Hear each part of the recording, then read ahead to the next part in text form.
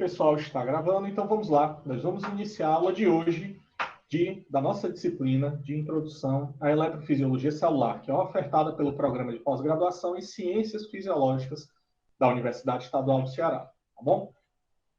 Eu espero que vocês estejam hoje bem acomodados, bem sentados e bem relaxados, porque a aula de hoje, para mim, é uma aula supimpa, uma aula maravilhosa, e para vocês também será uma aula, porque nós vamos argumentar algumas bases da matemática e física para a compreensão da eletrofisiologia, mas já vou relatar a vocês que, fazendo essa aula, eu tive que dar um término na aula, porque essas bases matemáticas e física para a eletrofisiologia envolvem conceitos que ainda precisam ser aprofundados, mas eu vou já mostrar para vocês esses conceitos, tá?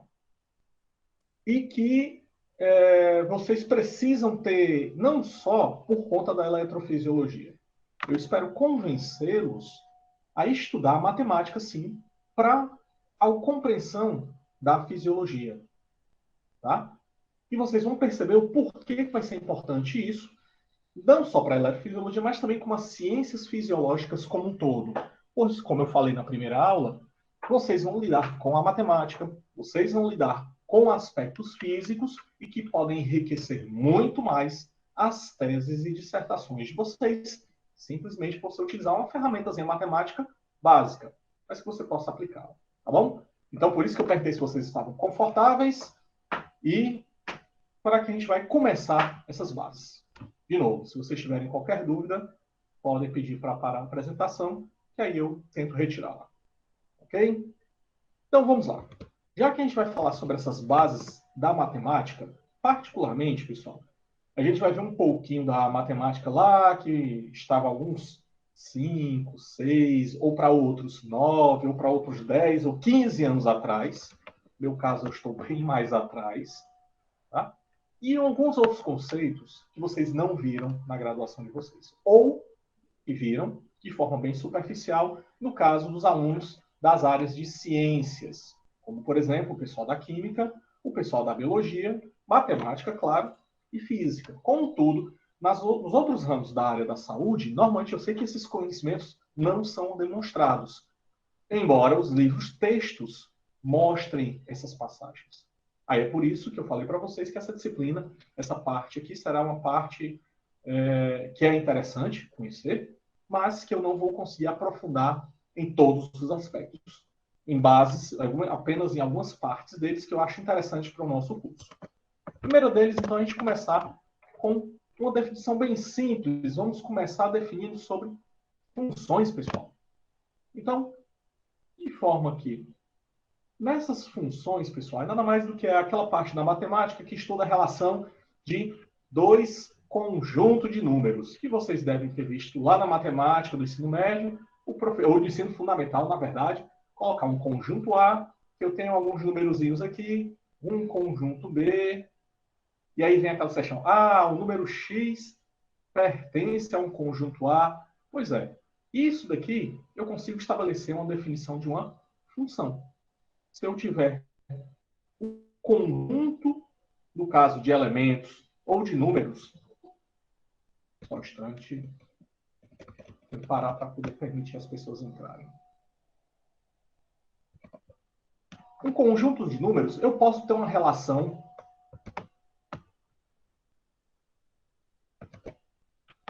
inequívoca entre a relação de um conjunto, né, de números A com a relação de conjuntos B.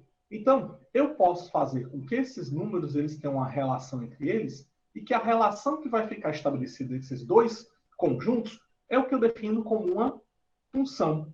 E aí essa função pode ser em função dessas letrinhas que estão aqui. Então, uma função de um conjunto de números D, que no caso do conjunto D é esse rapazinho aqui, para um conjunto R, que é esse outro, é uma regra que associa um único elemento do meu R a um elemento de D. Ou mais especificamente, ele coloca D e R como sendo o conjunto dos domínios de números e o R com a minha imagem.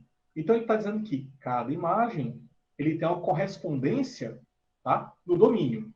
Mas que nessa situação, olha só, a função ele vai dizer que associa um único elemento de R, esse único elemento de R, a apenas um único elemento de D. Portanto, eu tenho uma função denotada por isso aqui.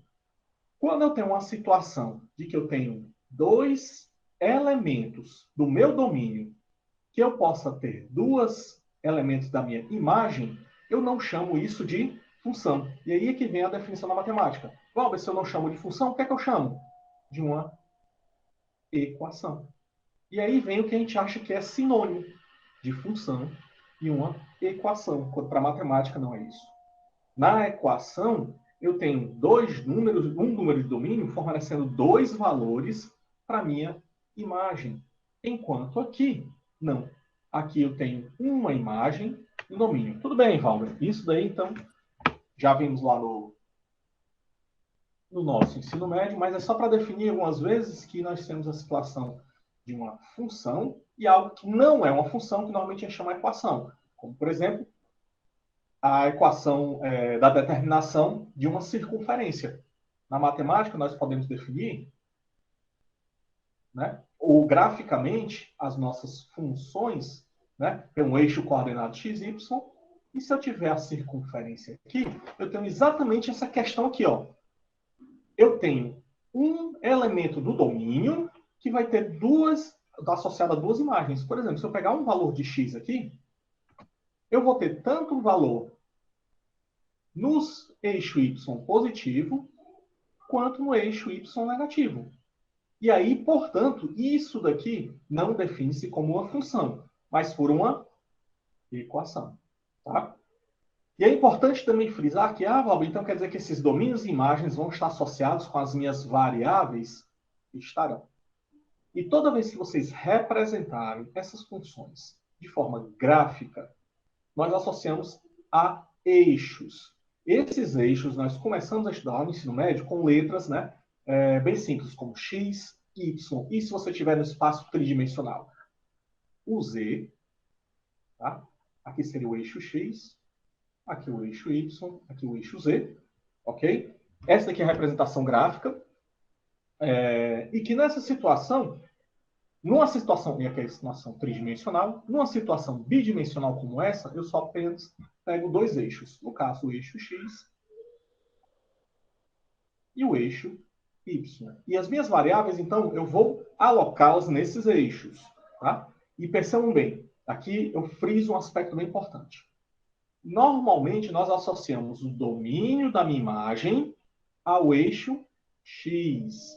E a imagem ao eixo y. Falei domínio da minha imagem, mas me perdoe. Ao domínio, né, do meu conjunto de números ao eixo x e a imagem ao eixo y. Por que essa definição? Porque, normalmente, os conjuntos dos números dos domínios são valores que eles são independentes. O que significa isso? Quer dizer que ele pode variar à vontade, que ele não depende de ninguém. Os valores da imagem, não. Os valores da imagem, eles vão depender exatamente dos valores dos domínios. E quem vai me dizer essa dependência é a relação chamada de função entre os números que estão em x com os números que estão em y. E é por isso que você já ouviu falar que tem uma função y, que é uma função f de x. O que significa o y igual a f de x? Quer dizer que eu tenho os meus dados em y, que estão associados à imagem, é uma função que depende de uma variável x. E eu tenho situações que aí, quando você entra na parte do cálculo mais avançado, em que essas funções elas não dependem apenas de uma única variável, mas do x, de um z, de um t, de um tempo. E, portanto, são funções de múltiplas variáveis. Mas aqui a gente vai abordar, por enquanto, só de apenas uma variável. E por que é importante? Porque muitas... Só um instante, só terminar aqui a... Por quê? Vocês vão chamar as variáveis que vocês vão coletar ou elas estarão nos domínios dos seus números, ou estarão nas suas imagens. Átila, por favor, pode fazer o que quer com você. Albert, tu explicou como identificar o que seria uma função, né? Mas, por exemplo, nas coisas gráficas também tem como se fazer o teste da reta vertical, né? Exatamente. Tocar em 2 pontos, né? Quando você passa uma reta, isso não é para tocar em 2 pontos nesse gráfico, né? Que forma. Exatamente. Pronto, você definiu bem. Que aí é a definição exatamente como você define uma função pelo método gráfico, tá bom? Obrigado pela interferência, Átila, tá bom? Então vamos lá. Então nessa situação, as suas variáveis elas vão assumir uma dessas duas. Ou a variável vai estar no eixo x, que aí você diz que ela é uma variável independente, enquanto a outra é a variável dependente. Abrindo um gancho aqui para vocês. Na fisiologia, por exemplo, e eu vou até alertar mais à frente, quando vocês fazem um experimento de contração muscular, não é, professora doutora Carolina Cardoso? Você fixa ou você estabelece umas concentrações que vocês querem colocar e vocês vão ver a resposta de quem? A resposta da força de contração do músculo. Então percebam bem. É por isso que nos gráficos da contração muscular, no eixo X nós colocamos as concentrações, porque elas não dependem de ninguém, e quem vai depender das concentrações das drogas, das substâncias ou da concentração de cálcio extracelular? A força de contração. E é por isso que ela é chamada da variável dependente. Assim como para todos os outros fenômenos, inclusive na eletrofisiologia, quando vocês vão, quem for assistir minha aula amanhã, né, de potenciais de membrana, vão ver que alguns gráficos ele associa o eixo X com o tempo e o eixo Y com o potencial elétrico. E, portanto, só pela visão, pela inspeção, o tempo é a variável independente e o potencial é a variável dependente. Tenham cuidado com isso na hora que vocês forem fazer os gráficos de vocês. Saber onde está a variável dependente e onde está a variável independente. Pois bem, e aqui entra só a questão dos domínios e imagens, porque todas as funções elas vão ter valores e faixas de domínios, imagens bem definidos, e aí entra aquela história, por exemplo, se eu tenho um intervalo aberto, isso quer dizer, que é o intervalo aberto, onde esse valor do A não entra, e o valor do B não entra, mas todos os outros números que estão entre eles, eles entram nos seus valores de domínio, e aí é chamado intervalo aberto, pode ser representado por um parênteses A, B, o intervalo fechado, que agora os valores entram, tá bom? E aí ele é determinado por uma colchete, um colchete, né? Aberto. E aí eu posso ter os mistos, né? Um ponto fechado, o outro aberto, que é representado assim, e o outro aberto e o outro fechado. Portanto, nós temos aqui um parênteses e um colchete. E aqui exemplos de algumas funções onde você pode ter a identificação tanto dos domínios quanto das imagens. Por exemplo, como é que eu sei, então, que um domínio ele pode ser representado por todos os números reais? É você substituindo valores em x e vendo o que acontece nos valores em y. Por exemplo, na função y igual a x ao quadrado, eu posso representar isso como f de x igual a x ao quadrado, dizendo então que essa função depende do x elevado a quadrado, a segunda potência. E aqui nessa situação, se eu colocar qualquer valor de x, eu sempre terei um valor de y, uma relação unívoca de 1 para 1, mostrando que eu posso pegar todos os valores do meu domínio e eu vou ter valores da minha imagem. Então, a minha imagem não tem restrições.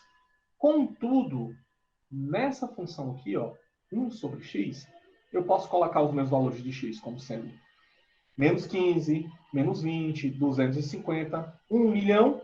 Contudo, quando x for igual a zero, eu tenho chamado de uma indeterminação. E, portanto, para isso daqui, 1 dividido por zero, essa conta aqui não existe. E aí, nessa situação, o valor do x, veja bem, ele pode assumir qualquer valores? Sim ou não? Não, tem que ser diferente de zero. Pronto, exatamente. Podem ser todos os valores dos reais, contanto que não seja igual a zero. Ok? E é exatamente esses conceitos que vocês vão começar, vocês já vão reviver comigo. Aí isso aqui é bacana? Pois não. Tem uma regra também que não pode ser número negativo. Tá aqui. Exatamente essa, Átila, ótimo. Por exemplo, o valor de x. Se eu colocar o valor de -1, para os reais, isso daqui não existe. Contudo, se você utilizar um outro conjunto de números, que são os conjuntos de números racionais, aí isso daqui, a raiz de 1, -1, é definido como aquele número i, que aí entra no conjunto dos números i racionais. Mas para os racionais, o valor de x não pode ser negativo. Então, nesse caso aqui, os domínios podem ser os reais, né? Pode ser zero? Pode. Só que os reais positivos. Tá certo? Nesse caso, esse é o exemplo que você citou, Átila. Tá bom? Então, vejam o que é só uma revisão. E aí vocês podem também fazer esse teste com esses dois exemplos. Eu vou disponibilizar os slides e vocês veem quais são o domínio e a imagem dos valores dessas funções. Tá certo? Beleza. Por que isso é importante? De novo, vocês mesmos vão começar a analisar os seus dados, que os dados na fisiologia, eles podem ser considerados lá, e quem já fez a estatística, variáveis que podem ser, né, discretas ou contínuas, tá? E quando elas são contínuas, essas variáveis, elas podem assumir quaisquer valores. Contudo, na fisiologia, nós temos uma faixa de valores que elas podem assumir. Aí vocês vão ver que nas medidas de vocês também existe uma faixa de valores que a sua variável pode assumir. E aí, já que falamos um pouco sobre função, sobre domínio, nós vamos entrar aqui numa função, que é a função linear ou função afim. É a função bem mais tranquila e bem mais simples de você compreender na matemática. Na verdade, existe uma outra que é a função constante. Por exemplo, vou logo dizer aqui para vocês, existe uma função constante, que na função constante, por exemplo, se eu tiver o valor de f de x igual a 9,81 metros por segundo ao quadrado, isso quer dizer que, se o meu valor de x for igual a zero, meu valor de y é 9,81. Meu valor de x igual a 1, continua 9,81, e aí vai até qualquer valor de x. Portanto, eu crio uma função constante que, independente dos valores de x, sempre o resultado é 9,81. E aí, normalmente, essa função é como se eu tivesse o valor de f de x igual a 9,81 multiplicado por um x. Só que esse x é elevado à potência zero. Porque qualquer número elevado a zero, resultado 1. E aí, nas sequências da função, nós vamos ter a função constante, que seria um x elevado a zero, e a função linear, porque a linear ou afim, o valor do x agora ele estará elevado à primeira potência. Valve, uma dúvida. Uma das definições de função é que uma entrada equivale a uma saída, assim? Sim. Aí eu não entendi por que isso aí seria uma função. Uma vez que tu tá variando as entradas, seria o x, mas a saída está sendo o mesmo para entradas diferentes. Deixa eu só voltar aqui para lhe mostrar. Por conta disso aqui, Átila, você pode ter 1, 2, 3, 15 valores desculpa. 1, 2, 3, 15 valores de domínio, mas eles estão apenas indo para um valor da minha imagem. O que não pode é o contrário. É esse daqui. É você ter um domínio gerando dois valores de imagem diferentes. Aí não é chamado de função. Então, naquela situação da função constante, eu tenho aqui o valor de 0 indo para 9,81. O valor de 1 para 9,82. O valor de 5 para 9,81, desculpe. O valor de 25 indo para cá. Então, é por isso que ela é considerada função. Entendi. Obrigado. Nada. Valve, no caso, isso pode ser ao infinito ou não? Sim. Pode ser infinito, que no caso, esse valor que eu peguei aqui especificamente é o valor da aceleração gravitacional na superfície da Terra. E, portanto, qualquer valor de x que eu tenho na superfície da Terra, né, teoricamente, a aceleração gravitacional é o valor de 9,81. Ok? Entendi, obrigada. Ótimo. E aí, agora a gente vai entrar na função linear. E aí, uma questão importante que a gente encontrar que na função linear, né, o f de x igual, e aí na formulação, é um n de um x elevado à primeira potência mais uma constante, tá? Ou alguns de vocês podem ter visto assim, f de x igual a x mais b. E a gente vai decifrar esses valores no seguinte formato. Eu vou ter uma reta, tá? Em que ela é esse tracejado, né, aqui na tela de vocês, e que existem diversos pontos que participam ou que fazem parte dessa reta. Afinal, né, para você ter uma função, uma reta, você precisa ter no mínimo 2 pontos.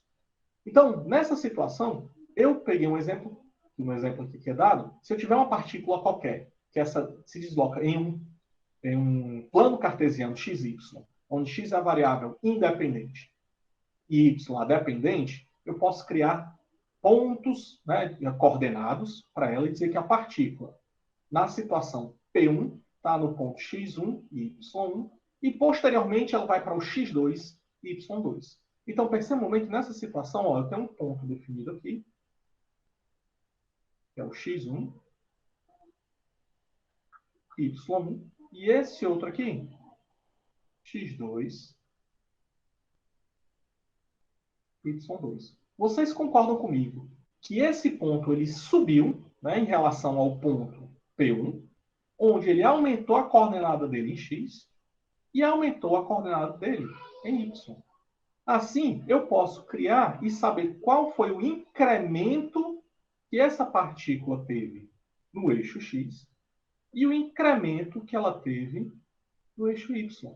Ora, como é que eu sei o incremento? Valber, por exemplo, se aqui for o valor 10 e aqui o valor 5, isso significa que eu incrementei de 5 unidades o valor de x2. Ou mais especificamente, ou matematicamente falando, o valor da variação, ou ΔX, é o valor da posição partícula x2 menos o x1, que deu exatamente o valor dos 5.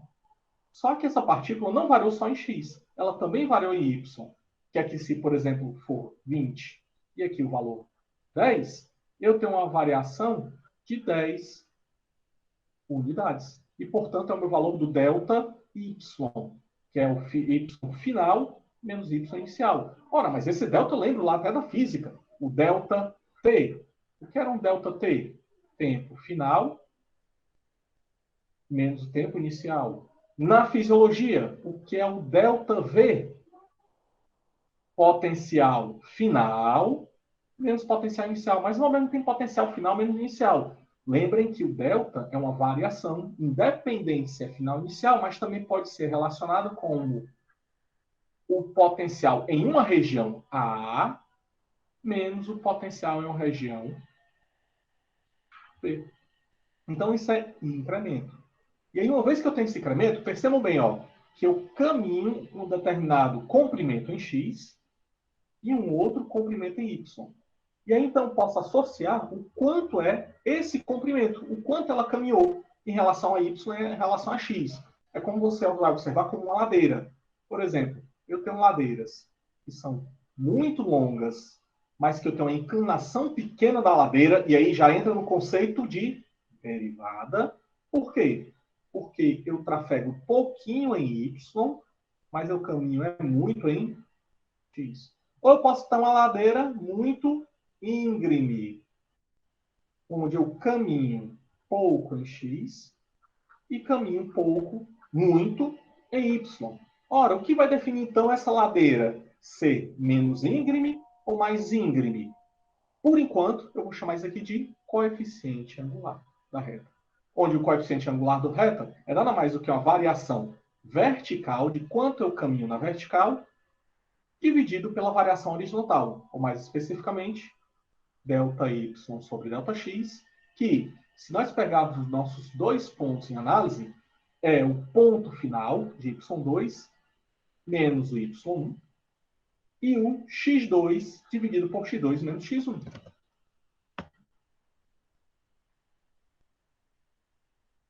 Só um instante. Valber, Pois não, Karen. é uma dúvida. Eu só consigo representar esse coeficiente angular num gráfico, e qual a implicação desse coeficiente angular na fisiologia, por exemplo? Karen, você pode representar isso tanto de forma graficamente, como você está vendo aqui no gráfico, né? Essa retinha, o coeficiente angular, o quanto ela está mais inclinada ou menos inclinada, que é forma gráfica, e de forma numérica, que é essa daqui, com os valores.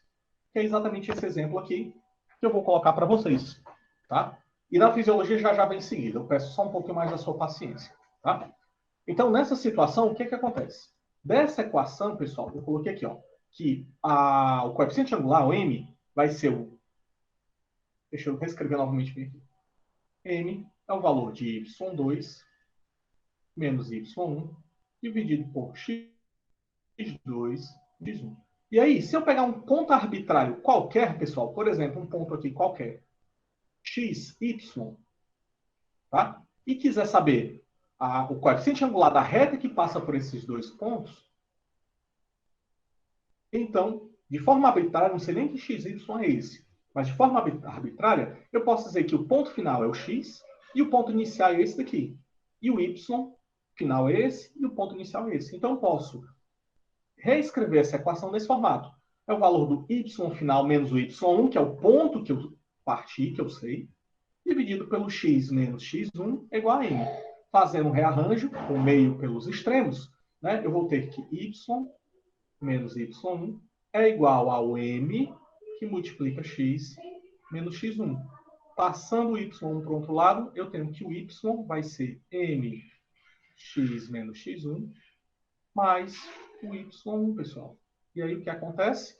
Vocês encontram a equação linear de forma bem arbitrária para você encontrar qualquer reta.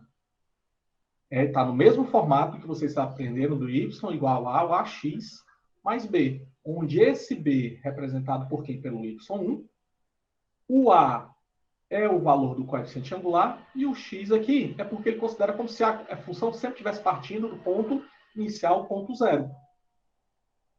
Por exemplo, bem aqui. Tá? Então, essa equação aqui, que é a equação, né, da reta linear, é a equação do ponto coeficiente angular da reta que passa por aquele ponto x1, y1. Tá? Nessa situação, eu vou fazer um pequeno exemplo. Ó. Vamos escrever uma equação para a reta que passa pelo ponto 2, 3, que é isso aqui, deixa eu só apagar.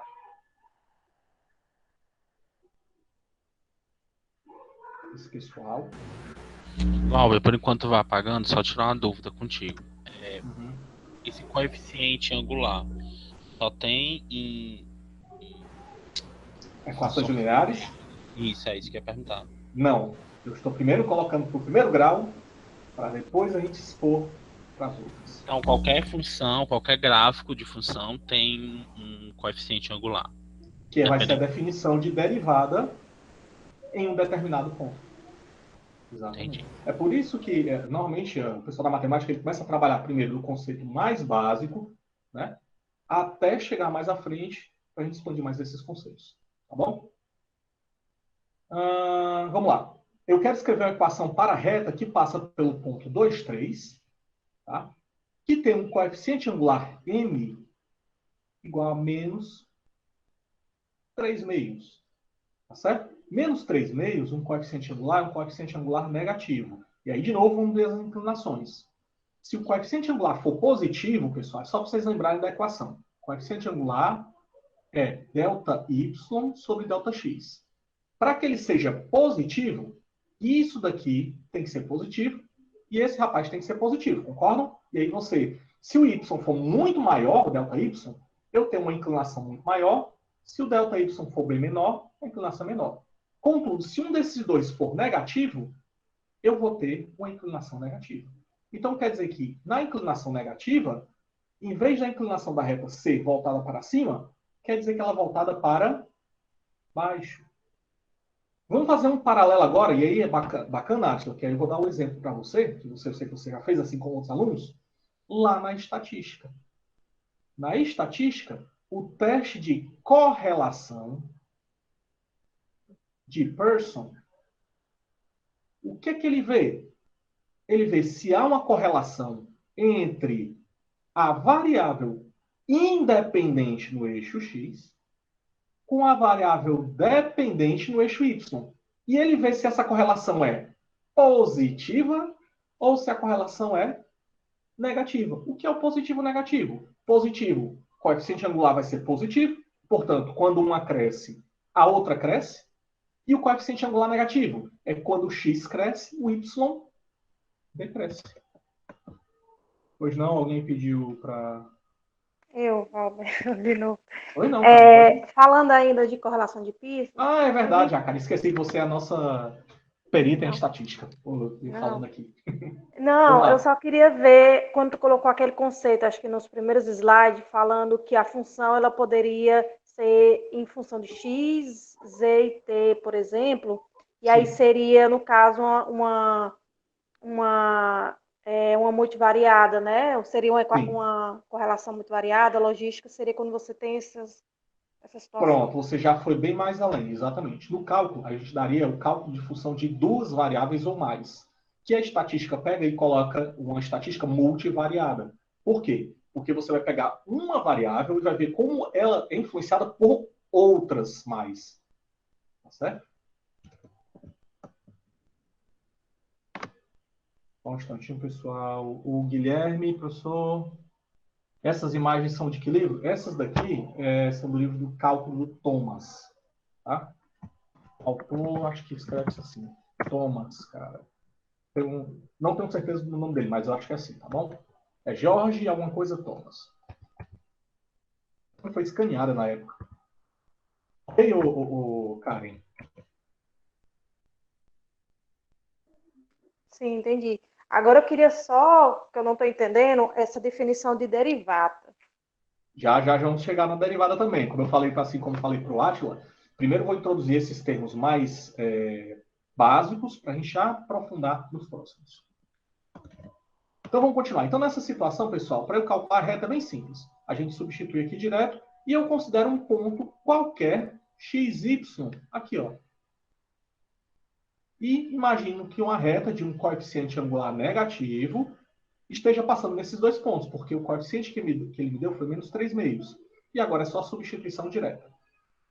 O m é o ΔY sobre ΔX. Eu tenho o y final menos o y inicial, que é o valor 3, dividido por x final menos y inicial. Só que esse valor aqui é igual a menos 3/2, porque é o valor do m. E agora ficou simples. Só fazer aqui meio pelos extremos, eu tenho y menos 3 multiplicado por 2, e aí você escolhe o negativo. Não pode ser o negativo para cima e para baixo. Você tem que escolher para onde ele vai. Multiplicado por x menos 2, eu preferi colocar o menos 3 aqui para baixo. Então vai ficar, colocando para baixo aqui, 2y menos 6 é igual a menos 3x mais 6. E aí, deixando o y isolado, 2y é igual a menos 3x. Quando esse 6 passar para o outro lado, vai passar positivo. 6 mais 6, 12. E, portanto, dividindo todo mundo por 2, encontra a função y igual a menos 3/2 de x, mais 12 dividido por 2, mais 6.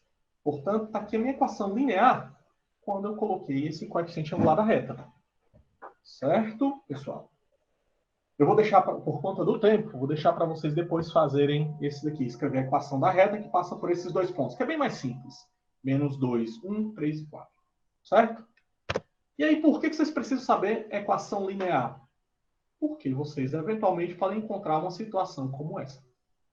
Esse aqui foi um experimento que nós fizemos no laboratório de fisiologia. Um doutorando e um mestrando estavam fazendo esses experimentos, a Natália Maria e o Yuri Vasconcelos, e que eles tinham que fazer a mensuração da atividade da bomba de sódio e potássio, a TPAs. E para isso, como é que era o experimento? Eles pegavam os gânglios, né, de um tecido gânglio cervical superior, macerava esse tecido e fazia o homogenato dele para ter os pedaços de membrana com essa proteína ainda ativa. E aí ele utilizava alguns fármacos para ver a atividade dessa bomba. Um deles a gente sabe que a bomba de sódio e potássio, para quem não sabe vai ver, precisa de alguns íons, que é o sódio, o potássio para funcionar, tá? E precisa do ATP. E aí quando ela começa a trabalhar, o que acontece? Ela pega o ATP e quebra em ADP mais o fosfato inorgânico. Opa! Olha uma coisa bacana. Quer dizer que se ela continuar, né, viável, depois de fazer a macerada, e ela vai continuar trabalhando, e eu tiver sódio, todos os componentes, a quantidade de fosfato inorgânico vai começar a aumentar na minha solução. E aí eu consigo utilizar um kit de reação e medir a quantidade de fosfato inorgânico por um método colorimétrico, um método não de fluorescência, mas um método de espectroscopia, né, de absorvância, que vai me dizer o quanto de fosfato inorgânico está sendo produzido. E aí, então, ele coloca assim, nesses poçozinhos aqui, nessa placa de 96 poços, as minhas diversas amostras, e depois vai em um espectrofotômetro, um leitor de placas, né, e medir a absorbância em cada um desses pocinhos. Pois bem, aí o que acontece? Você tem exatamente isso aqui. Isso aqui é um layout, né, de como as amostras estão distribuídas nesses pocinhos. Só que, para eu medir esse fosfato inorgânico, é necessário eu ter uma solução padrão. Como assim, Valber? Porque a medida de fosfato inorgânico, eu vou ter que mensurar e comparar com alguém. E aí, nessa situação, eu utilizo uma outra solução que eu conheço as concentrações de fosfato, tá? E eu vou acrescentando de forma crescente essas soluções de fosfato. E uma vez que eu tenho essa concentração crescente de fosfato, eu vou vendo quanto essa concentração de fosfato vai alterando a absorbância. Então, quer dizer que se eu não tiver fosfato, eu vou ter uma determinada leitura de absorbância. Se eu tenho X fosfato, eu tenho X de absorbância. Se eu tenho 2x de fosfato, 2x de absorbância. Olha só. Então, eu tenho um domínio de valores de concentração de fosfato e um conjunto de imagens de absorbância. E que eu vou ter uma relação exatamente unívoca disso. E, portanto, eu tenho que encontrar a função, tá, da concentração de fosfato que vai me dar o valor da absorbância. Ora, é uma função. E é claro que eu gostaria também que fosse uma função bem simples, como uma função linear. Por quê? Porque quando eu cresço a concentração de fosfato, eu cresço o valor da absorbância. Então, está aqui, ó. Nesses experimentos reais, esses rapazes aqui, pessoal, ó, do P1 até o P5, são as concentrações crescentes e foram feitos em triplicatas. Tá? Para quem já fez experimentos desse tipo, isso é comum. Tá certo? Para quem vai fazer experimentos desse tipo, já tem ideia que vai ter que ser feito em triplicata, duplicata, dependendo da quantidade de material. E aí, portanto, eu coloquei a quantidade de fosfato nessas plaquinhas de forma crescente. P2 é maior que P1, maior que P3, e aí vai. E depois eu vou ler no equipamento a medida da absorvância. Ora, que bacana. Então, quem é a variável dependente e quem é a variável independente nessa situação?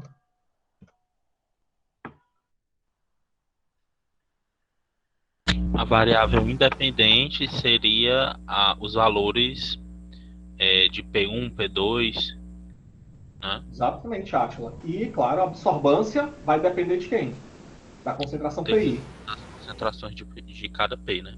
Exatamente, fosfato inorgânico. E aí, por isso que na hora de você construir o gráfico, quem você tem que colocar no eixo X? A variável independente, concentração de fosfato. Pois não, pode dizer, Bianca.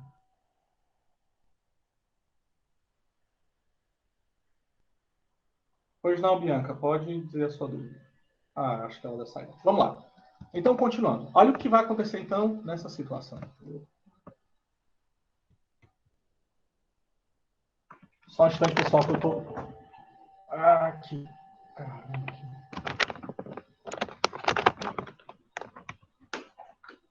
Pessoal, vocês ainda estão comigo? Sim. Puxa vida, meu computador agora ficou de um jeito aqui.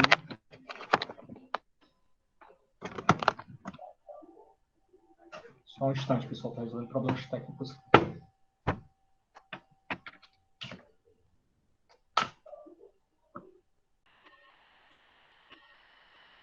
Deixa eu perguntar, o que está sendo demonstrado aí para vocês?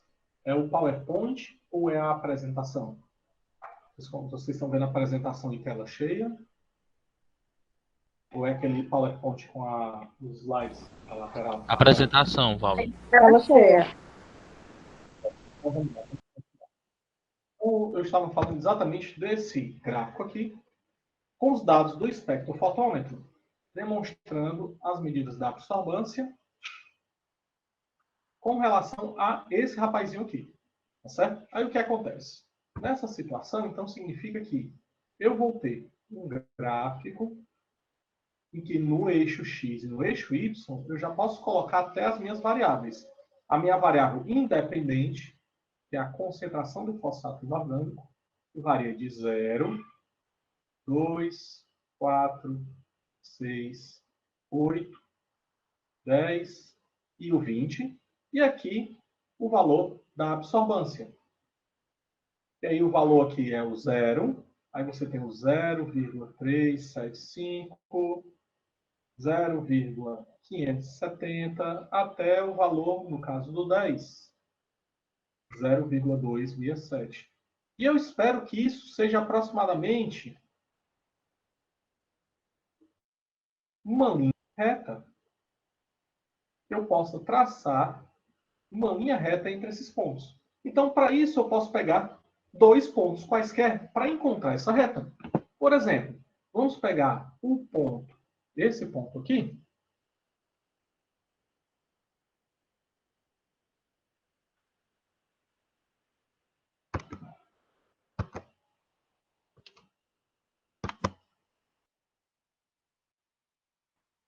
Vamos lá.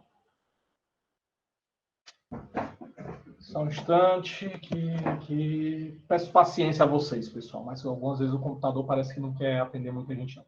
Vamos pegar, então, como vocês viram, dois pontos. Eu vou pegar o primeiro par coordenado, que em X é o ponto 4, e em Y é o valor 0,0570. E um segundo Professor, ponto... Pois não. o senhor não está apresentando para a gente. Isso aqui dá, estou dizendo, desculpe. É porque está reiniciando direto tanto o meu PowerPoint quanto o Meet. Aí eu imagino que vocês já estivessem vendo. Deu certo. Agora tá. Agora vamos ver se não tem mais nenhum problema, né? Então, só relembrando, esse primeiro ponto é esse daqui, ó. É esse par ordenado. E vamos pegar o 10, que é o segundo par ordenado. O eixo dos fosfatos inorgânicos é o valor 10 e o da absorvância 0,2670. Portanto, eu posso determinar o coeficiente da reta como sendo quem? A variação em y sobre a variação em x, que no meu caso é a variação da absorvância dividido pela variação do fosfato inorgânico. Então, isso fica a variação do ponto final, que é esse daqui, ó, esse ponto aqui, ó, 10, 0,2670, menos o inicial, 0,057, dividido pela agora variação do fosfato inorgânico, que é o valor 10 menos 4. Vamos fazer essas continhas aqui. Aproveito e faço minha propaganda no meu curso, né, de calculadora científica. Espero que vocês já tenham visto esse curso lá na plataforma. Se não viram, está lá.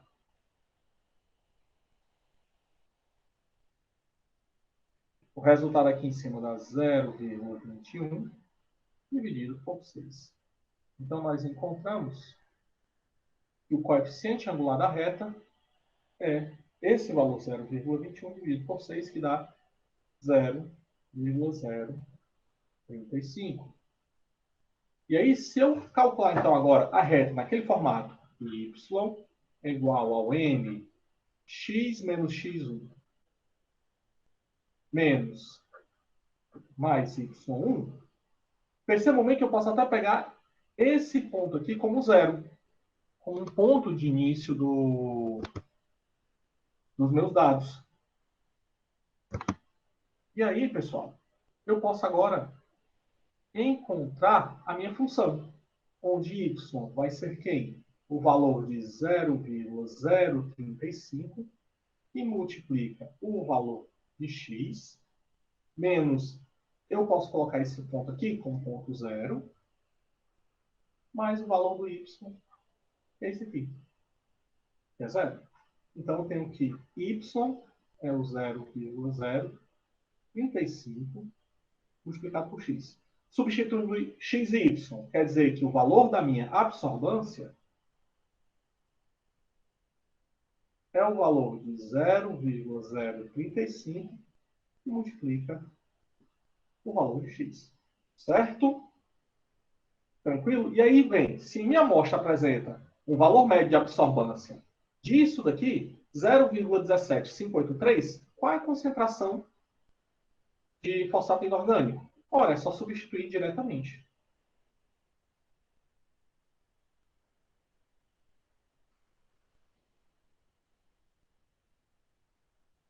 E aí, vamos lá. Aí, substituindo, que aí eu coloquei x aqui, pessoal, mas na verdade não é x. É para você ser o valor do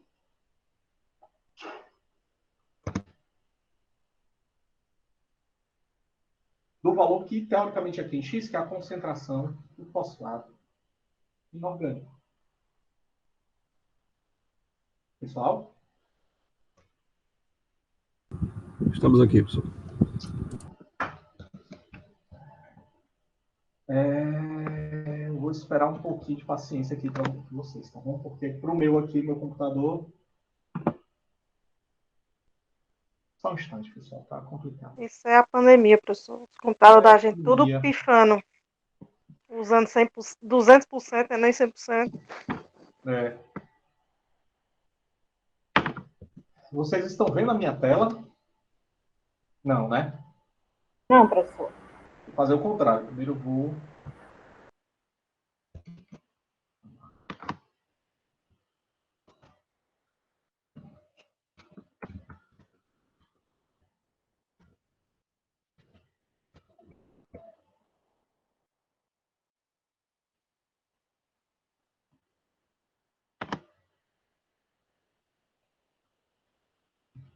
Bom, aqui eu tinha feito a equação da reta com vocês, né? Vamos aqui fazer novamente, né? O valor de m, só que eu vou colocar logo daqui direto, tá bom? Eu tinha colocado 4 e 10, não foi? Esse e esse. Então, eu vou colocar logo aqui direto. O m seria o delta da absorbância dividido pelo delta da concentração do fosfato inorgânico. 0,2670 menos 0,570 dividido por fosfato inorgânico 10 menos 4. Acho que aqui tinha dado 0,21 dividido por 6.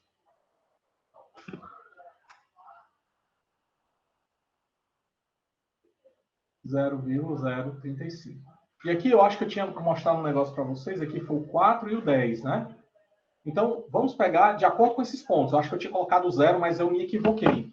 Mas vamos lá. Então, vamos fazer a conta de acordo com o que vocês aprenderam. M é igual a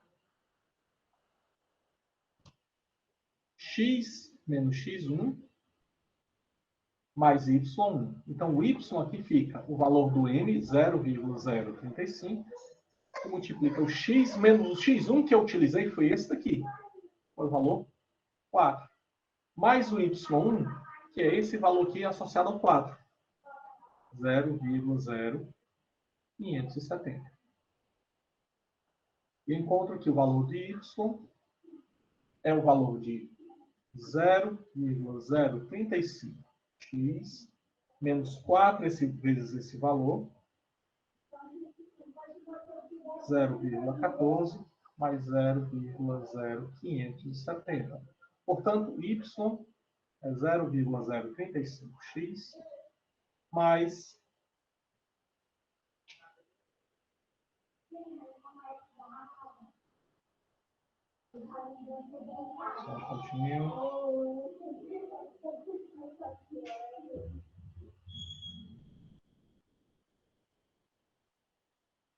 dá o valor de 0,083, mas não é positivo, vai ser negativo por conta daqueles valores.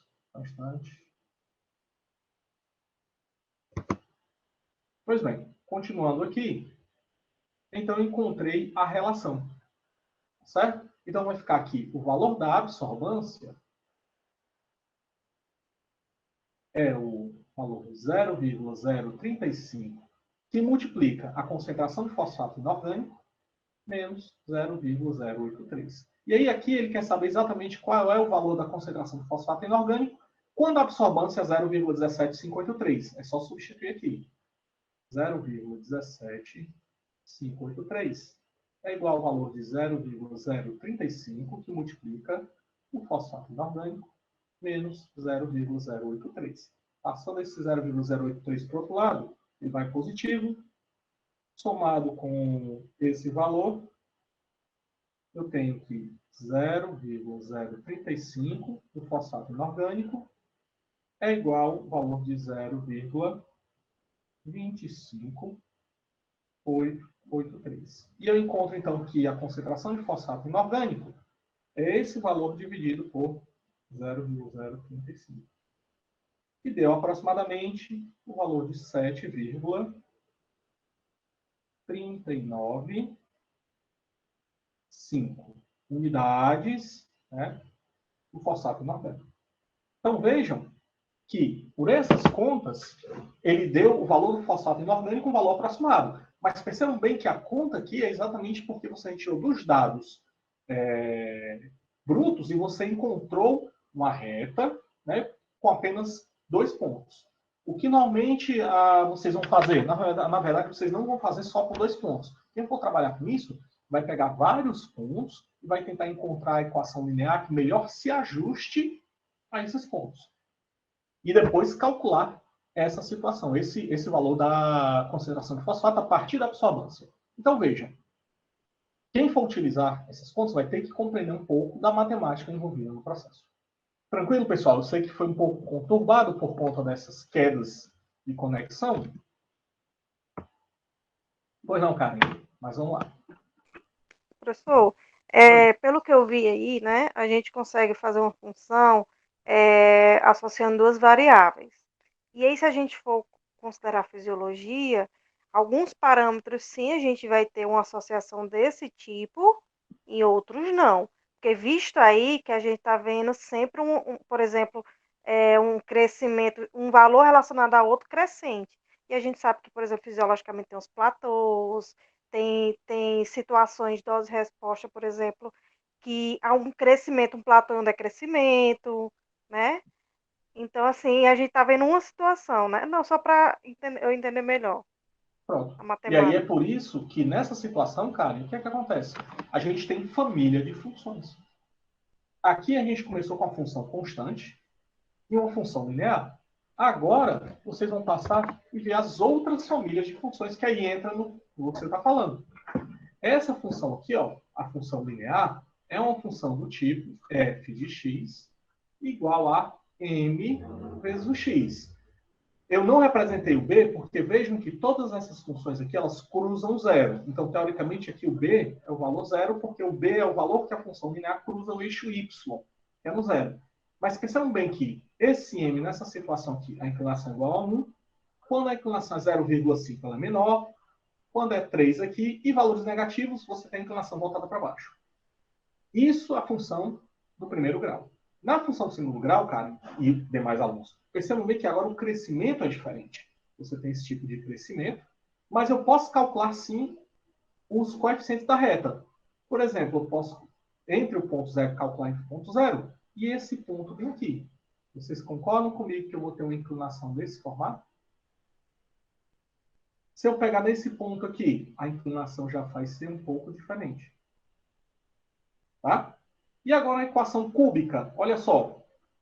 Bem diferente o formato que eu tenho da minha função. Então, vai depender muito do seu fenômeno fisiológico. Você vai ver que melhor função pode se encaixar aqueles seus dados experimentais. E não o contrário, tá bom, pessoal? Não queiram que os dados experimentais se encaixem nas funções. Na verdade, as funções é que vão se encaixar. Você vai encontrar a melhor função que se encaixa aos dados que você tem. Então, aqui são famílias de funções. Aí, y, o x elevado à quarta potência, e aí vai. Nós temos essas funções que agora, quando o expoente é negativo, como assim, Val?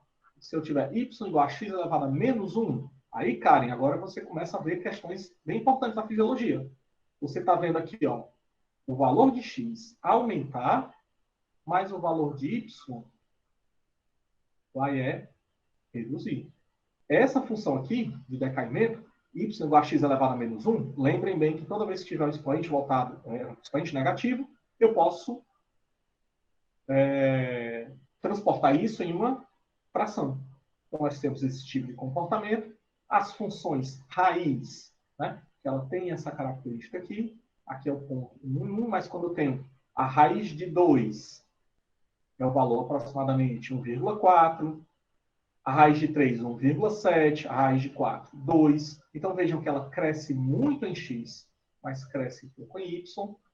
E vejam bem agora, interessante, para números negativos, não existe um valor para y da imagem. Só que se eu boto agora a raiz cúbica, aqui agora eu tenho valores negativos.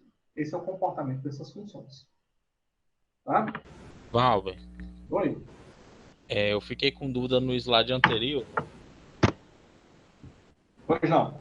Não naquele que tu estava fazendo isso, esse aí mesmo. Valber, esse valor que tu encontrou, né, do piruvato, ele corresponde a essa primeira coluna, né, assim?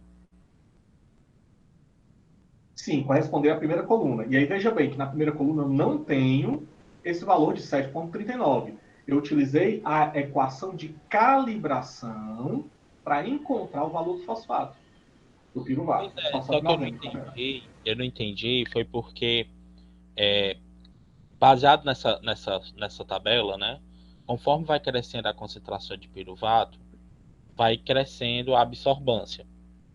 Só que quando tu colocou aí o valor do piruvato como sendo em torno de 7, vamos dizer, né? Uhum. Ele deu uma absorvância menor do que a do 8.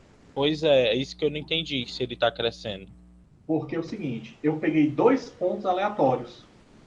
Esse e esse, tá? Só que o que é que acontece no valor experimental? Esses pontos são flutuantes. Eu não tenho uma definição bem precisa da reta que está passando em cima desse ponto. E é por isso que quem for trabalhar com isso, não trabalha só com 2 pontos, mas vai tentar fazer a reta passando com mais de 2 pontos, com 4 ou 5 pontos. Como eu peguei 2 pontos, Átila, então quer dizer que o erro de eu estar errado, a imprecisão da minha conta, ela aumenta bastante. Isso aqui pelo que foi denotado, pelo que você compreendeu. O que o Átila está dizendo é o seguinte, Valber, se eu pego 8 micromolar, é para a absorvância da 0,1030. Então, teoricamente, essa absorvância 0,17583 devia estar entre 8 e 10 micromolar. Mas o que acontece? Eu encontrei 7 abaixo. E por que aconteceu isso? Porque nessa definição, nesse exemplo, eu só peguei 2 pontos aleatórios aí. Aí foi por isso. Entendi. Tá bom, obrigado, Valber. Nada, acho. Karen, quer dizer, na verdade, é fosfato inorgânico, viu, Guilherme? Porque o Átila falou piruvato, aí eu peguei também a Walter, Ah, foi mal. Pois Eu não, cara. também falei errado. Tudo bem. uma dúvida. Os softwares estatísticos fazem esses cálculos em determinadas situações, mas também em determinadas situações não fazem, porque eu lembro que eu fiz isso no mestrado contigo, esse cálculo aí, né? Mas aí eu Exatamente. queria que tu me explicasse por que que algumas situações dá para fazer em software e em outras não. Na verdade, todos dá para fazer em software, tá? Só que os softwares comerciais, eles fecham a tua conta para uma determinada situação. Por exemplo, essas curvas logísticas aqui, ou curvas logísticas não, me perdoe. Essas curvas aqui são meio que curvas de Regressão. padrão, não, regressão ainda não, mas curva padrão de fármacos, para quem trabalha com os termocicladores, quem trabalha com leitor de placa, ele já está embutido dentro do software, coisa que nos softwares estatísticos ele não está. Entendeu? Então vai depender muito da aplicabilidade. É por isso que eu estou ensinando para que vocês não fiquem dependentes só do software, ou compreendam o que o software faz. Certo, cara? E é por isso que naquela hora, quando eu fiz com Era você no para mestrado, porque eu sabia que não tinha dentro. Mas você podia fazer no Excel, tudo isso aqui dentro do Excel e calcular. que era EC50. Exatamente. Fundamentalmente a mesma coisa. Certo? É. Vamos lá. Continuando. Então, pessoal, as famílias de funções, como vocês já viram. E aí, é claro, nós estamos entrando apenas nas funções polinomiais. As funções polinomiais, elas têm esse formato. F de x igual ao valor, por exemplo, a ou A0 multiplicado por x elevado a n, mais o A1 vezes x elevado a n menos 1, mais o A2 multiplicado por x elevado a n menos 2, aí vai até um A enésimo multiplicado por x elevado a zero. E aqui são as funções polinomiais tanto com n maior que zero ou n menor que zero. Aqui nesse caso aqui, ó, números negativos ou números fracionários também. Mas temos outras classes de funções. E aí, que nas ciências fisiológicas e da saúde da vida, são muito importantíssimas, que são as funções tanto exponenciais quanto as funções logarítmicas. Como eu falei para vocês, a gente começou no básico, vamos começar a aprofundar um pouco mais. Então, vejam bem que a definição da função exponencial diz o seguinte: se eu tiver um número qualquer positivo a, que seja diferente de 1, eu posso definir uma função f de x, cujo expoente agora é a minha variável independente. E nós chamamos isso aqui de função exponencial com base a, na base desse número. E aí nós temos essas diversas representações onde esse a, por exemplo, pode ser o valor 2, 2 elevado a x. Percebam bem aqui, ó, que aí qualquer valor para o x, se ele for igual a zero, a gente já sabe que qualquer número elevado a zero é 1, tá? Se eu aumento o valor da base 3, eu aumento a inclinação com que essa função cresce, e 10 elevado a x, olha só, ele tem um aumento vertiginoso. Isso quando o expoente é maior do que zero. E quando o meu x é menor do que zero? Isso daqui é chamado de crescimento exponencial. E aí, vários exemplos na biologia. Crescimento de bactérias, crescimento exponencial. E esse daqui, quando é x menor que zero? Veja bem, ó, 10 elevado a menos x, a queda é bem grande. 3 elevado a menos x, menor ainda, 2 elevado a menos x, porque eu posso substituir isso daqui como sendo 1 sobre 10 elevado a x. Lembre que o expoente aqui é negativo. E aqui eu vou ter o decaimento exponencial. Exemplos de vários decaimentos exponenciais. Na física do ensino médio, vocês devem ter ouvido falar dos isótopos radioativos. Para aqueles, eu acho que tem o Yuri, que ele é técnico de radiologia, ele sabe muito melhor que eu. E eu acho que tem outra pessoa também, não me lembro agora, outra pessoa que é técnico não, desculpa, que é formada em radiologia. Mas os isótopos radioativos, eles têm um decaimento exponencial da quantidade do isótopo, onde eles decaem em outros isótopos. Então, dependendo do tipo da função, você tem um tipo de decaimento, onde esse decaimento pode ser rápido ou um decaimento mais longo, como o decaimento do carbono, que demora seus 5.000 anos, potássio 40, e aí vai. Então vejam que essas funções estão bem presentes na fisiologia. E temos algumas propriedades. A primeira propriedade delas, pessoal, é o seguinte: se eu tiver a multiplicação de duas funções exponenciais, 2 elevado a x, desculpe, a elevado a x mais vezes a elevado a y, é nada mais que a soma dos expoentes. Então, por exemplo, 2 elevado a x vezes 2 elevado a y, está querendo dizer que é 2 elevado a x mais y. Se eu tiver a divisão, é nada mais do que a subtração. Uma expoente de x, a elevado a x elevado a y, é o produto desses dois expoentes, e aí vai, tá certo? E aí, onde é que a gente tem alguns desses experimentos ou exemplos?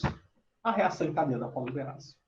Aqui é um exemplo típico de um crescimento exponencial, ou pelo menos da utilização também de uma equação que envolve um termo exponencial. Então, só relembrando para vocês que vão trabalhar com reação em cadeia da polimerase, ou a PCR, e aí tem as suas variantes, né? Como a transcriptase reversa, que é a RT, PCR, que todo mundo acha algumas vezes que é o real time, né? Mas é pela transcriptase reversa, tá? Então, nessa situação, você extrai o material que você quer, seja o DNA, transforma em DNA complementar, tá bom? Da sua amostra, coloca em um termociclador, que essencialmente o que é que ele vai fazer? O termociclador, ele vai aquecer em diversos, vai utilizar níveis de aquecimentos diferentes em ciclos, onde você vai aquecer a amostra, resfria um pouquinho. A professora Vânia já deve ter falado sobre isso para vocês. Então, nesse momento, se eu tiver um DNA complementar de fita dupla, você aquece até desnaturar essa fita, e aí você tem a separação delas, a ligação dos seus primers, o primer reverso, o direto ou o reverso, né, o direct ou forward, o primer, e aí você tem o anelamento desses primers juntamente com os DNTPs, e aí vai, e aí você vai ter a extensão pela TAC polimerase, fazendo com que você crie outra fita de DNA. E aí você termina o primeiro ciclo com uma fita mãe e o resultado de duas fitas. Normalmente agora você inicia o segundo ciclo, onde você tem de novo um aumento da temperatura, desnaturação, e aí vai. Então percebam bem que eu posso então estabelecer uma relação entre a quantidade de fitas e a quantidade de ciclos que eu vou operando. Então inicialmente isso vai ter uma função que é uma função exponencial de base 2 elevado a n. E aí, quem já fez o PCR vai perceber que o crescimento, né, da quantidade de fitas, é claro que vai crescer com a quantidade de ciclos que eu vou ter.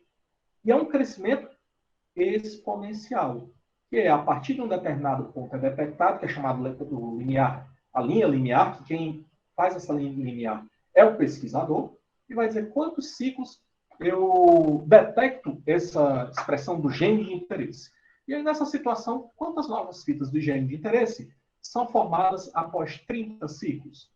E aí eu queria que vocês fizessem esse cálculo no celular de vocês ou na calculadora científica. Para quem não estiver assistindo minha aula no celular, simplesmente dá pode. Eu gostaria que vocês fizessem esse cálculo de quantas fitas são formadas quando o N é igual a 30 ciclos. 2 elevado a 30. E me diga aí, por favor, ou me escreva no chat.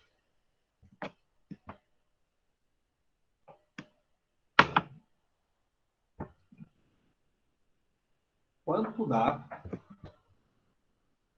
a quantidade de fitas formadas de 2 elevado a 30?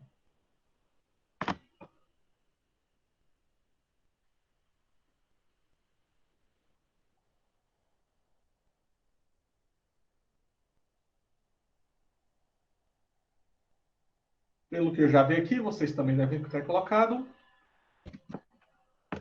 é o valor de 1 milhão.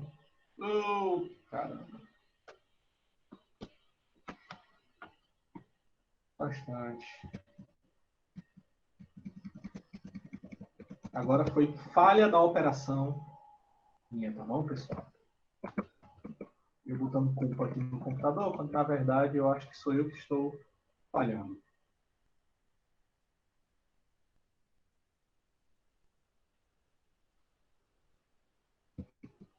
Então, aqui, pelos cálculos, deu 1 bilhão, 0,73 milhões, 741.824 cópias. Então, é uma quantidade realmente absurda que você encontra. Mas é claro que se isso daqui fosse permitido crescer exponencialmente até o ciclo, o 30º ciclo. E é por isso que normalmente associa-se esse 30º ciclo como sendo o ciclo onde você entra a fase de platô disso daí. Seja porque você vai faltar em TP ou limitação também de criação de novos ciclos. Mas o fato é que quem trabalha com PCR normalmente limita um valor de 25 a 30 ciclos para estabelecer o crescimento daquele seu gene de interesse e que ele possa ser detectado. Então, pessoal, se você estiver fazendo esse tipo de experimento e com 25 ciclos o teu gene não chegou nem no valor de linha linear, é porque realmente ele não é muito expresso naquela sua amostra. Ou teve uma redução da expressão dele. Nem você deixando 40 ciclos, ele vai crescer de forma considerável. Ok? Outra função que é muito utilizada também é a função exponencial. Não é a função não é a função exponencial, mas a função logarítmica, tá? Que é a inversa da função exponencial, tá? Na função logarítmica, ela também tem uma base que é um número que é a base A. Então, tem uma função y é igual a f de x, na verdade vai ser um logaritmo de x em uma base qualquer A. E aqui eu demonstro para vocês exatamente por que elas são inversas. Porque é como se você multiplicasse ou elevasse o valor de y elevado ao a ou a x. Deixa eu apagar isso aqui.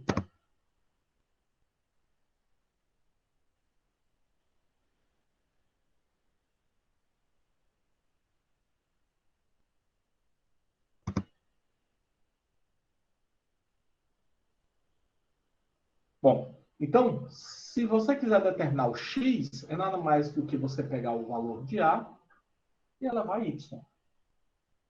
E aí você encontra a função inversa, que a função inversa é uma função exponencial. Então, por isso que função exponencial e função logarítmica são funções inversas. E aí, normalmente, quando você pega uma base, que é um valor de E, né, que é aquele número irracional, que é aproximadamente igual a 2,72, lembre bem que não existe só apenas o π como número irracional. Se a gente lembrar bem, o π é um valor aproximadamente de 3,14, 15, 926 e aí vai. Mas nós temos outro número que é o E, que é um número qualquer, que a gente vê bastante esse número o natural, né? Aproximadamente 2,72. Se a gente coloca isso como base, a gente chama isso aqui de logaritmo neperiano, tá? Ou logaritmo natural. Quando a base do logaritmo é o 10, nós escrevemos simplesmente como log de x na base 10, e ela não é colocada normalmente nas nossas calculadoras. Então, se você determinar na sua calculadora o log de x, é porque é o log na base 10. Alguém tem dúvida? Val. Por que que existem essas especificidades dessas bases? Por exemplo, se eu quiser botar um 3 aí, eu não posso, não? Pode sim, sem nenhum problema. Tá? E aí eu queria diferir aí o porquê que é algo padrão. Por conta dos númerozinhos mágicos, né, que são encontrados na natureza. Um deles é o E. Esse E, na verdade, é a partir de uma função que diz o seguinte, é uma função que tem um crescimento nesse formato aqui, cara. Em que ele vai ter um limite e quando o x cresce para valores muito grandes, como do infinito, ele vai chegar num valor que é esse daqui, 2,72. Tá certo? Aí, por conta disso, acaba que esse valor recebeu o valor de E. E aí, se você olhar bem, esse crescimento aqui, pessoal, é exatamente o crescimento inverso da função exponencial, que é essa parte aqui da minha função. Ó. Tá bom?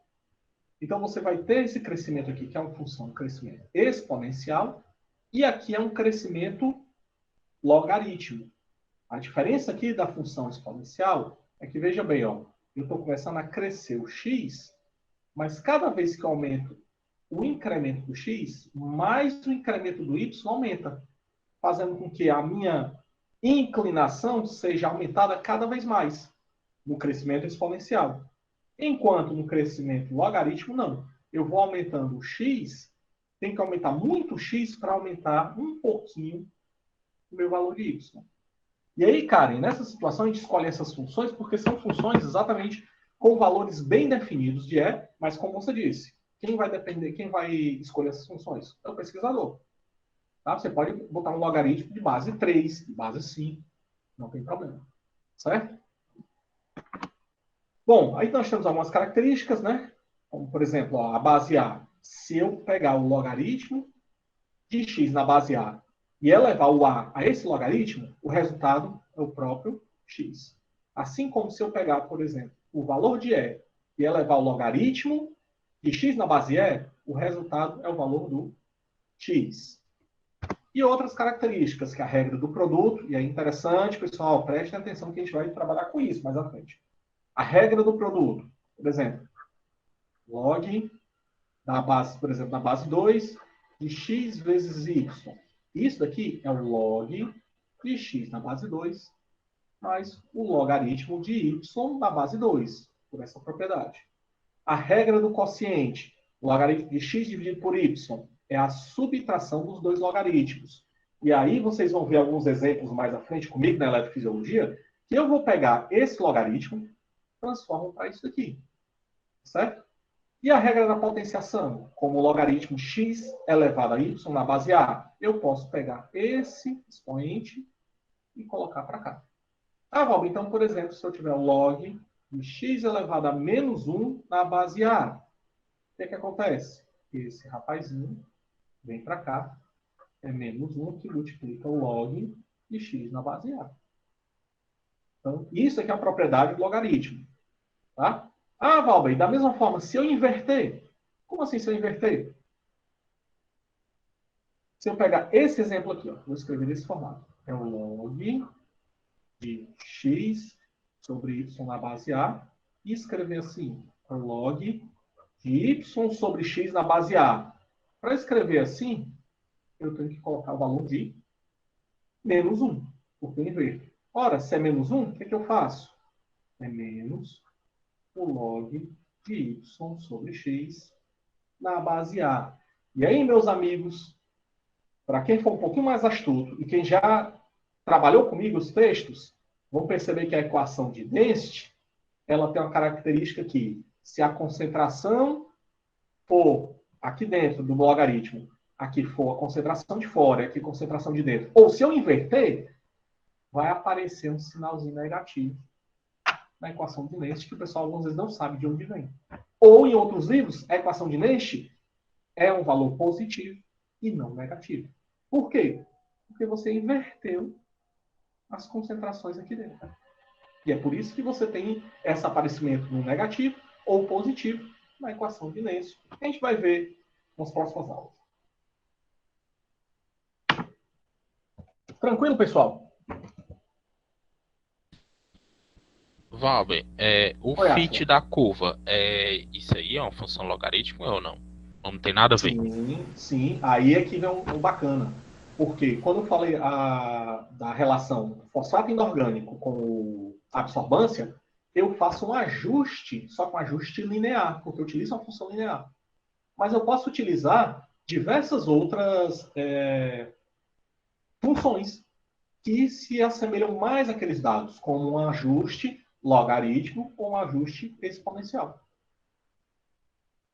Certo? E aí vamos para algum exemplo. A professora Ana Carolina Cardoso Teixeira deve reconhecer isso daqui. Isso daqui, pessoal, é exatamente um traçado representativo, tá, da força de contração, se não me engano, da aorta, quando você aplica diversas, uma substância que vai provavelmente provocar um vasorrelaxamento. Mas onde é que eu quero chegar a isso que vocês possam utilizar? Percebam bem que aí, isso daqui, pessoal, pode sim ser considerado um crescimento. Mas não é um crescimento exponencial. Está com muita cara de ser um crescimento logaritmo. Não é? E aí, será que eu não posso, então, tentar Aí vem o que o Átila falou. Ajustar ou fitar parte dessa curva e encontrar uma função matemática? Podemos. E aqui eu fiz. Peguei uma simulação, e aí quem trabalha com a contração já vai entender isso, né? Você coloca um valor base de força, né? Você dá um ajuste na linha de base, onde eu coloquei essa linha de base aqui no valor aproximadamente de 0,5 gramas força, tá? E a partir dali eu coloco um agente contraturante, como por exemplo o KCL, e vejo que ele vai contrair. E aí o que acontece? Nesse gráfico aqui, pessoal, é um gráfico X contra Y, mas quem é que está no X? É o tempo. E quem é que está no Y? É a força de contração, que eu dou na unidade de grama-força, mas é força. Tá bom? Então eu estou medindo força no eixo Y e tempo no eixo X. Variável independente, tempo. Variável dependente, força. E aí eu posso, então, ajustar e encontrar uma equação que se ajuste melhor a esse iniciozinho. E aqui eu já fiz e encontrei uma equação que tem esse formato. Que a força de contração ela é equivalente a essa equação aqui, ó. 0,2 vezes o logaritmo natural do tempo mais 0,5. E dá esse perfil. E aí vem uma pergunta. Qual é o tempo necessário para que eu alcance metade da força de contração? Só com os dados que nós temos aqui. E aí, se vocês concordam comigo, olhem o eixo X. O eixo aqui, eu começo no tempo igual a 0 e vou até 600, que a unidade aqui está em segundos. Então, aqui 600 segundos vai estar em torno dos seus 10 minutos, só de estabilização do seu sinal, né, da sua força de contração. E aí eu já tenho um valor basal, que é 0,5, e ele chega aqui, quando eu chego perto dos 600, um valor máximo aqui aproximado de 1,8 gramas força. Certo? Então, vocês concordam comigo pelos conceitos que vocês já viram? Olha só como é bacana, como é bonito. Eu tenho um delta Y aqui, e aqui eu tenho um delta X. Onde o meu delta X é o tempo final menos o tempo inicial. 600 segundos. E quem é o delta Y aqui, pessoal? Delta Y vai ser a força de contração final menos a força de contração inicial. Portanto, aqui eu acho, delta Y aqui está 1,3 grama-força.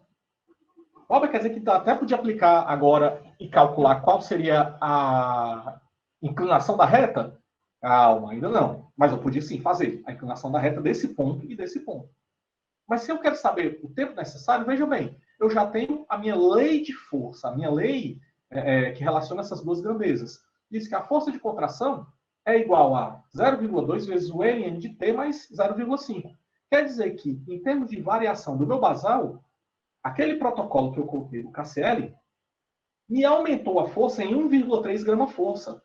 Quer dizer que eu poderia representar o 100% da minha força com 1,3 grama-força. E quem seria os 50%? Vocês concordam que é isso aqui dividido pela metade? Muito bem, que é o valor 0,65 grama-força. Ora, então qual é o tempo que eu alcanço o 0,65 somado com esse valorzinho aqui? Que é o 0,5, que é a linha de base, mais o 0,65, que dá o resultado de 1,15 gramas-força. Quer dizer que está bem aqui, ó, pessoal. E se você olhar bem, ó, a distância daqui para cá é bem parecido com a distância daqui para cá, porque eu estou fazendo de forma grosseira.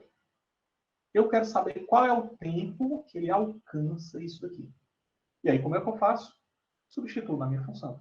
Eu tenho que minha força de contração, repetindo a função lá de cima, é 0,2, que multiplica o log natural, o tempo, mais 0,5. A força de contração aqui, eu quero saber a metade, não é? Então, se é a metade, eu vou colocar a metade da força de contração, que é o valor de 0,65. Contudo, lembrem bem que eu tenho uma linha basal. Tá? Então, nesse caso, eu tenho que utilizar 1,15. é o valor de 1,15 é igual a 0,2 que multiplica o log natural de t mais 0,5. Passando esse rapaz para o outro lado, 1,15 menos 0,5 é 0,2 que multiplica o log natural do t.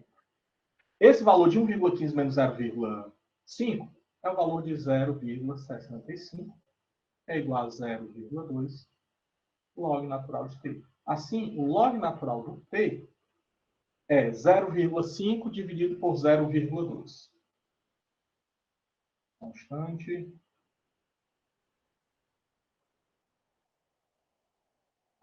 Dá 3,25. E vamos utilizar uma propriedade do logaritmo, pessoal.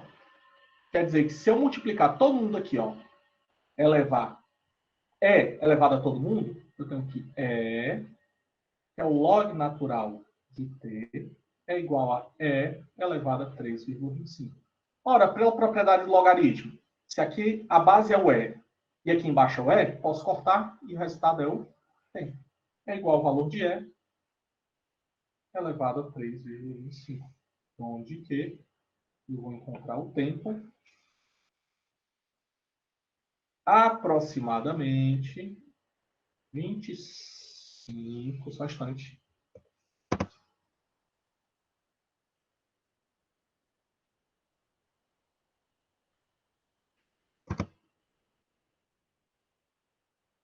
O tempo aqui, pelo meu cálculo, se vocês puderem colocar 25, aproximadamente 8,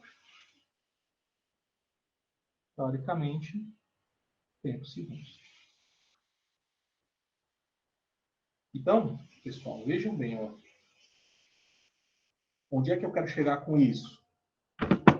Eu alcancei metade da minha contração em menos de 30 segundos. A partir daqui, o que é que acontece? Eu tenho um deslocamento da curva de forma logarítmica, em que eu vou ter que crescer muitos valores de x para eu ter um crescimento de y que seja considerável.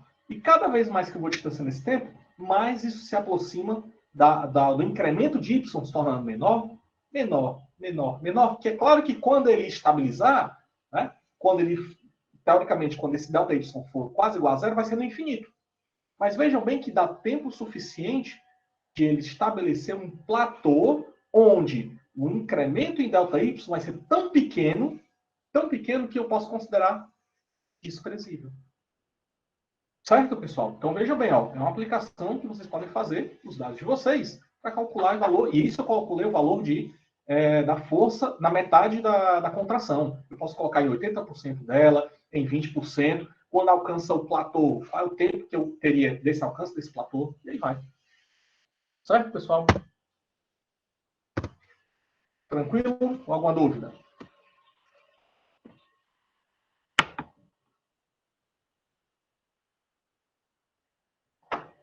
Tranquilo. Então, vamos continuar. E aí, nessa situação, agora a gente vai entrar no outro tópico, que aí você já sabe que são essas famílias de funções, e a gente vai falar um pouco sobre o que é o conceito da derivada, tá? E as bases matemáticas, né, para esse conceito de derivada. Inicialmente, pessoal, o cálculo diferencial ele foi criado por Leibniz e Newton para resolver um problema de geometria. Que problema de geometria é esse? É você conseguir encontrar as retas tangentes a qualquer tipo de curva. Então, por exemplo, se eu quiser saber uma reta tangente a esse ponto,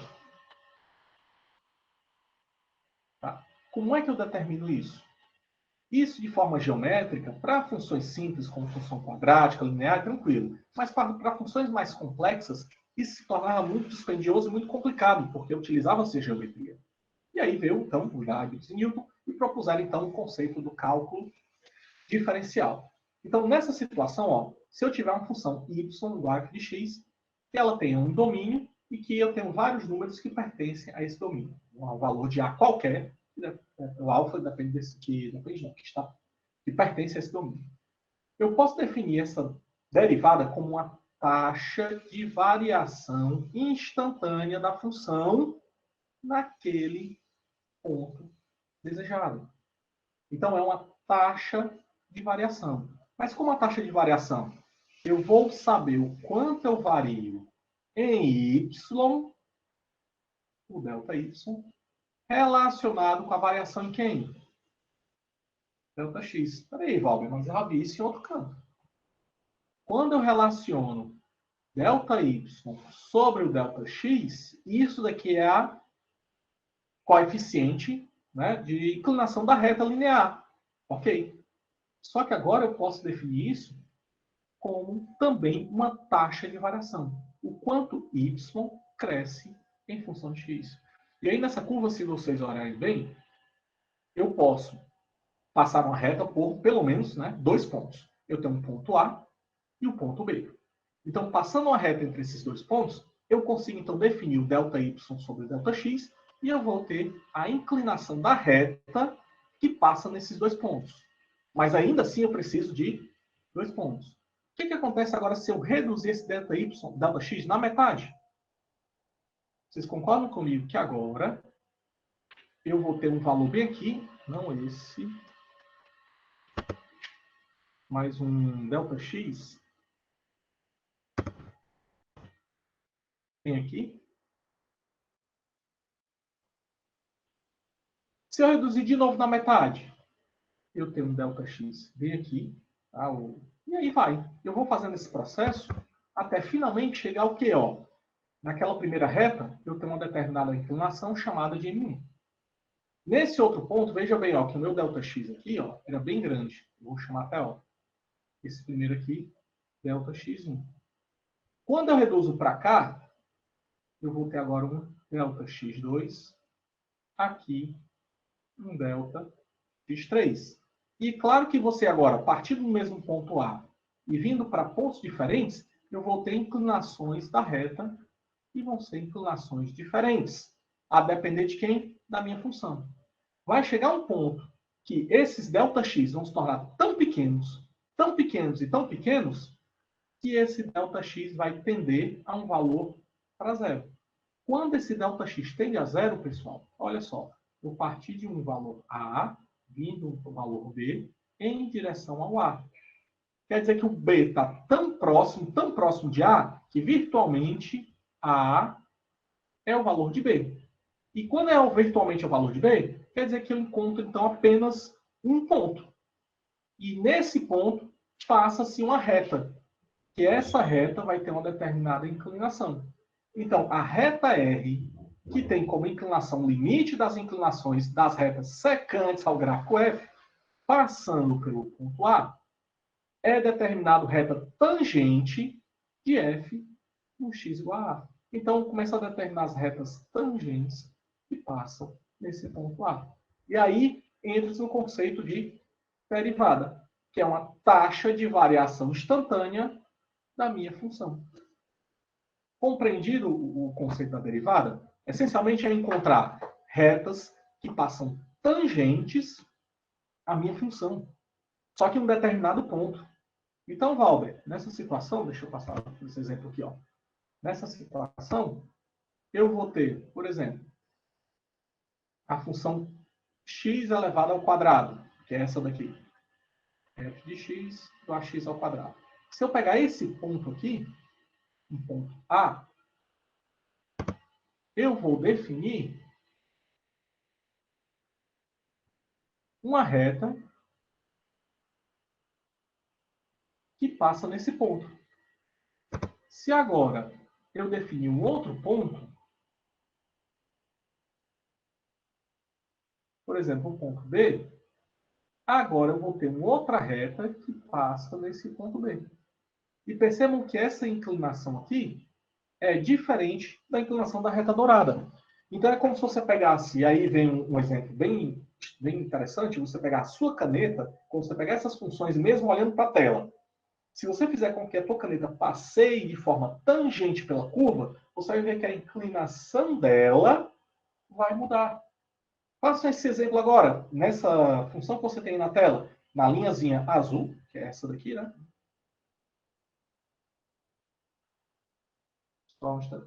Que é essa daqui. Façam exatamente você trafegando nessa direção aqui, ó. Você vai ver que nesse ponto eu tenho uma determinada inclinação.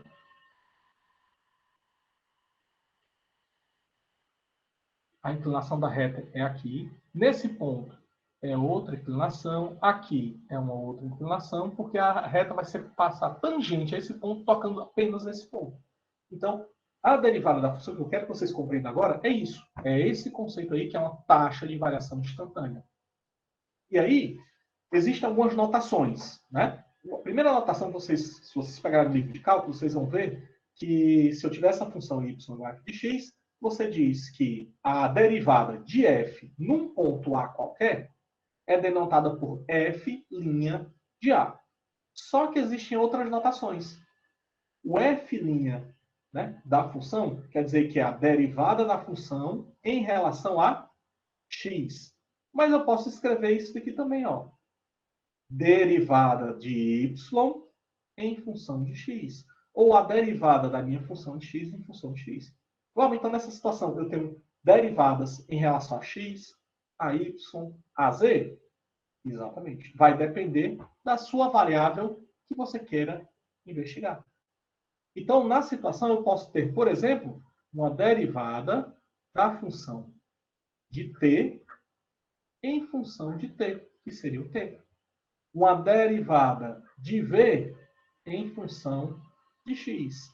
Ou, mais especificamente, um gradiente da concentração de substâncias em função de x. Aí na fisiologia, nós damos um gradiente. O gradiente, pessoal, é nada mais que uma taxa de variação, que é uma derivada, só que é uma derivada parcial, tá, da minha função concentração em função de x. De novo, quem já estudou a parte da fisiologia introdutória vai lembrar da lei de difusão de Fick. Tá? Então, eu tenho essas diversas denotações para mostrar que é uma variável. E não só na lei de difusão de Fick, mas, por exemplo, lá na respiratória também vocês vão encontrar esses conceitos de derivadas do sinal, exatamente porque você faz isso. Certo? Bom, e aí, nessa situação, então, posso determinar derivadas para diversas funções. Na função linear, o que acontece? Matematicamente, o que acontece com a função quando você deriva essa função? Quando você deriva, você vai encontrar a função de expoente, quando é uma função polinomial, de expoente imediatamente abaixo dela, ou inferior. Por exemplo, na função linear, essa daqui, por exemplo, eu vou representar como f de x igual a o coeficiente angular da reta, está representando aqui é o valor 1, que multiplica x. Portanto, o f de x é igual ao próprio x para essa função aqui, que é uma função linear. Se eu derivo essa função, lembrem bem que eu tenho aqui expoente igual a 1. Então, se eu encontrar o f' de x ou a derivada de f em função de x, eu vou encontrar a função de expoente abaixo. A função do expoente abaixo de 0, desculpe, de 1, vai ser o x elevado a 0. Portanto, nessa situação, na derivada, o expoente ele desce, multiplicado pelo x elevado a 0, e, portanto, o df dx é igual a 1. E que a gente já sabe que, nessa situação, 1 é uma função constante. Certo?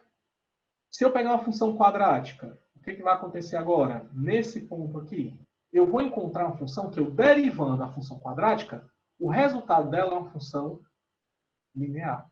Então, eu vou encontrar uma função linear que passa nesse ponto. E é claro que todas elas vão passar.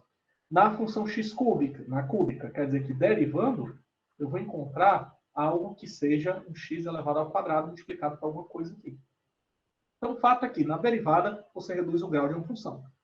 E que sempre você vai encontrar uma reta que vai passar tangente a um ponto de interesse dessa curva. Bem aqui, ó, se você olhar bem, nesse ponto, se eu passar uma reta aqui, ó, isso daqui é uma reta que é a inclinação dela em relação ao eixo x. É igual a 0. Se eu pegar bem aqui, ó, essa reta tem essa inclinação, bem aqui, tem essa outra inclinação, e aqui vai também nesse mesmo formato. Se você pegar a sua caneta, você vai ver que se você partir de valores aqui, ó, Nesse ponto, a inclinação é bem alta, mas que começa a reduzir quando vai chegando em direção a zero. Fica zero e depois começa a aumentar. Aqui, da mesma forma, pessoal, ó, se eu encontrar a derivada dessa função, ó, seria a reta que passa aqui. Nesse ponto, essa reta.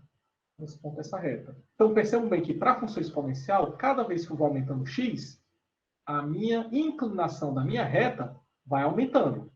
Já na função logarítmica, não.